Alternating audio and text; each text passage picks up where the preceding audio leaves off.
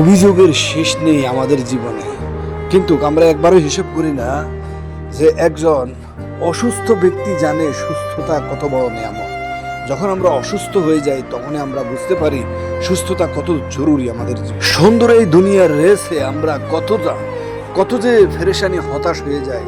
এই রেসে কেউ জিতে কেউ হেরে যায়, কারো ছাওয়া পাওয়ার কোনো শেষ থাকে না, নেই কোনো সীমানা। তারপরেও ছুটে চলা এই গন্তব্যস্থানে প্রতিনিয়ত আমরা ছুটে চলি।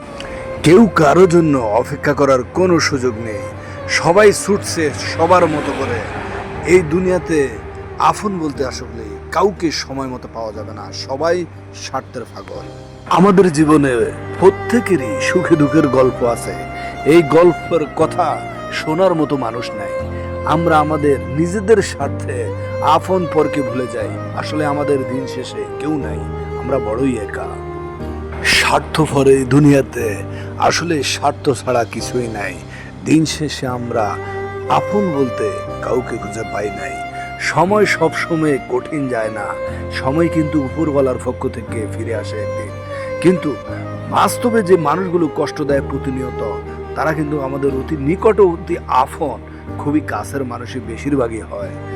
এই যে আজকে আমি যেই রাস্তা দিয়ে যে ভিডিওটি করতেছি, আমি 100 ভাগ গ্যারান্টি দিয়ে বলতে পারি কিছুদিন পরে, কত বেশি সময় লাগবে না যে এই শহরটা পরিবর্তন হতে, যা আগের মানুষের কখনো এই শহরকে চিনতে পারবে না। এই শহরের রাজারা যেটা মুখে একবার বলে সেটাকে বাস্তবে পরিণতি করে তোলে। এই শহর উন্নতি হবে, যারা অতীতে চলে গেছে এই শহর ছেড়ে, এমন উন্নতি হবে যে তারা এই শহরকে চিনতেই বড় কষ্ট হবে। ধীরগতিতে হলেও এই শহরের পরিবর্তন খুবই দারুণ কিংবা অপরিচিত হয়ে উঠবে।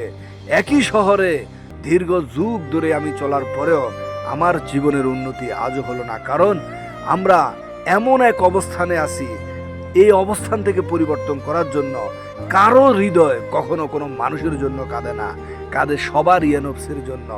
আমি যে সবার সাথে ছুটেই চলছি ঠিক আছে, কিন্তু এইখান থেকে উন্নতি করা কোনোভাবেই সম্ভব না যদি না কোনো হৃদয়বান ব্যক্তি কঠিন হৃদয়ের। শহরের পরিবর্তন হবে, আমার ভাগ্যটার পরিবর্তন আজও হলো না। দুঃখের ব্যাপার এটা, যারা আমার উপকারে আসার কথা তারা আমার ক্ষতিতে লেগে আছে। এই দুনিয়াতে আসলে মানুষ ক্ষতি ছাড়া কোনো সাহায্য পায়। এই কঠিন পাথরের হৃদয়গুলো কারো জন্য কখনো কাঁদে নাই। সব শেষে ঘরের পরিবার কিংবা প্রতিবেশী, এদের থেকে যখন কষ্ট পায় তখন আর বেঁচে থাকারই কোনো আশাই থাকে না জীবনে, কারণ বাস্তব জীবনে এরই খুব প্রয়োজন।